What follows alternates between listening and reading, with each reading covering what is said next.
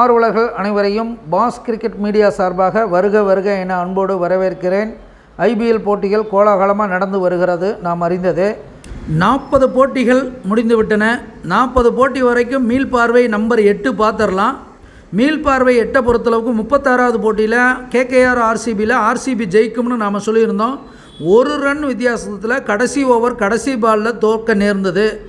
அடுத்தபடியாக நமக்கு பார்த்திங்கன்னா 37வது போட்டி பஞ்சாப் கிங்ஸுக்கும் ஜிடிக்கும் இடையில் போட்டி. பஞ்சாப் கிங்ஸ் வெற்றி பெறும்னு சொன்னோம், ஆனால் ஜிடி அணி வெற்றி பெற்றது. இதில் நமக்கு ஒரு தோல்வி. அதற்கு அடுத்தபடியாக 38வது போட்டி ஆர்ஆர் மும்பை இந்தியன்ஸ் போட்டி. ஆர்ஆர் ஜெயிக்கும்னு சொன்னோம், 2 அணியும் ஜெயிக்கிற மாதிரி இருக்குது. கடைசியில் கூடுதலாக ஆர்ஆர் ஜெயிக்கும்னு சொன்னோம், அதன்படியே வெற்றி கிடைத்தது, இறைவனுக்கு நன்றி.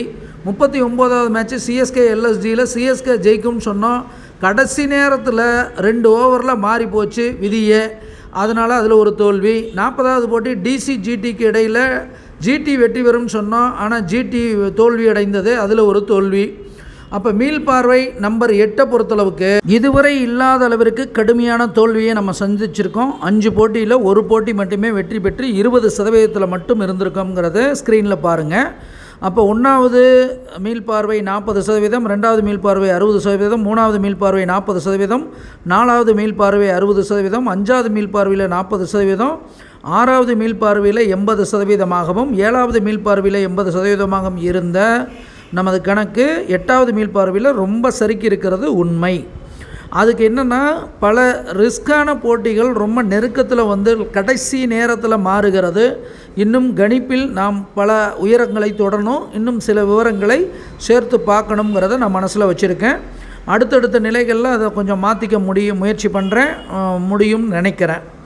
ஓவராலாக பார்த்திங்கன்னா இதுவரைக்கும் 53% வெற்றி சதவீதத்தை தொடர்ந்து நம்ம தீர்மானிச்சிருக்கோம் 40 போட்டி வரைக்கும்னு நான் சொல்லிக்கிட்டு, இன்றைய போட்டி அப்படின்னு பார்க்கும் பொழுது எஸ்ஆர்ஹெச்சுக்கும் ஆர்சிபிக்கும் இடையிலான போட்டி ஹைதராபாத் மைதானத்தில் நடக்கிறது.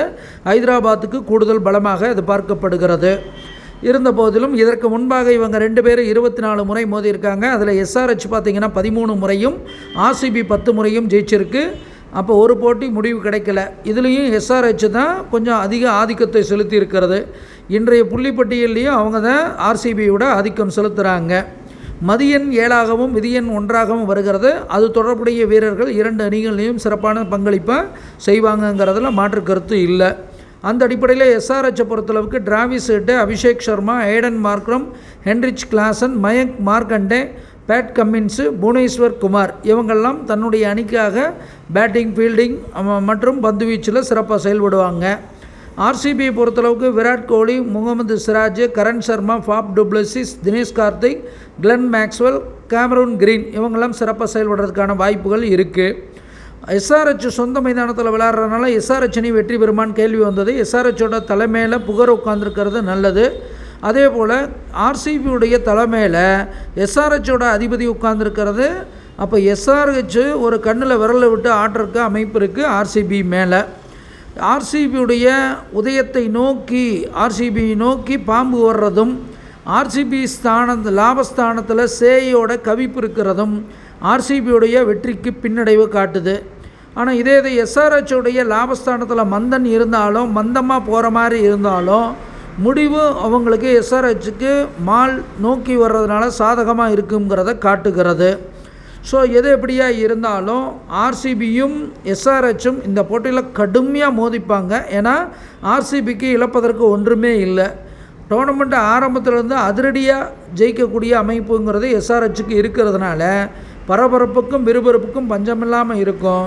முடிவில் எஸ்ஆர்ஹெச் அணி வெற்றி பெறுவதற்கு அதிக வாய்ப்புகள் இருக்குங்கிறத சொல்லிக்கிட்டு, அனுமானிப்பது நாம் தீர்மானிப்போன் இறைவன் ஒருவனை என்று கூறிக்கொண்டு விடைபெறுகிறேன். நன்றி, வணக்கம்.